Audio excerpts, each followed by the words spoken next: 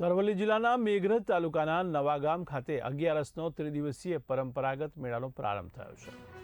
આદિવાસી સમાજની સંસ્કૃતિ ઉજાગર કરતા આ મેળામાં પ્રથમ દિવસે જ હજારોની મેદની ઉમટી પડી હતી। તો કંટાળુ હનુમાનજી મંદિરે દર વર્ષની જેમ આ વર્ષે પણ ત્રિદિવસીય મેળાનો પ્રારંભ થયો છે।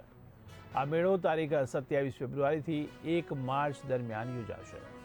આદિવાસી સમાજ માટે વિશેષ મહત્વ ધરાવતા આ મેળામાં રાજસ્થાન અને ગુજરાતના વિવિધ વિસ્તારોમાંથી મોટી સંખ્યામાં શ્રદ્ધાળુઓ અને મેળા રસિયાઓ ઉમટી પડતા હતા।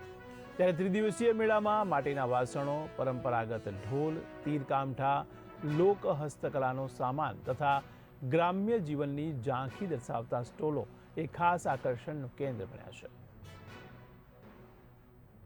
આજ કંટાળુ મુકામે અમલી 11નો મેળો ભરાય છે। આ મેળામાં અમારા ગુજરાતથી તેમજ રાજસ્થાનથી આજુબાજુના દરેક ગામમાંથી લોકો ઉમટી પડતા હોય છે અને અમારી આદિવાસીના લોકો અહીં હોળી તહેવારમાં જે ચીજ વસ્તુ મળતી હોય છે, હોળી ઢોલ નગારા તીરકામઠાને અમારે સારી રીતે એમને ઉજવતા હોય છે।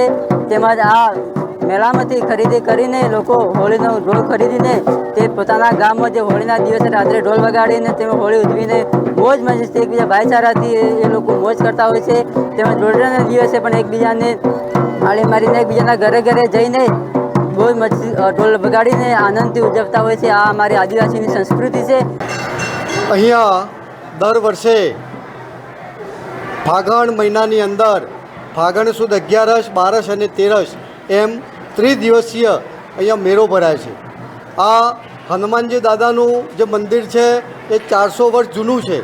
અહીંયા લોકમાન્યતા એવી છે કે આ દાદા પહેલાં અહીંયા આવેલા છે અને એની યાદમાં દર વર્ષે ફાગણ મહિનાની અંદર આ સુદ 11ના દિવસે મેળો ભરાય છે।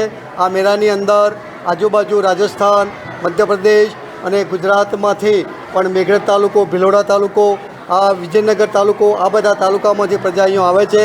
આદિવાસી વિસ્તારમાંની જે સંખ્યા છે એમાં તો એવી માન્યતા છે કે એ લોકો લગ્ન કરે છે તો એ લગ્ન કરીને અહીંયા એમના કુટુંબીજનો સાથે આ દાદાની પ્રદક્ષિણા કરે છે, તો ચોખા ચડાવે છે। તો આ રીતે આ લોકો સારી રીતે પ્રેમથી આ મેળાની અંદર આવે છે અને માલે પણ છે, પોતાની જીવન જરૂરિયાતની ચીજ વસ્તુઓ પણ લઈ લે છે। આ વખતે પણ સરસ મજાનો એવો મેળો ભરાયો છે।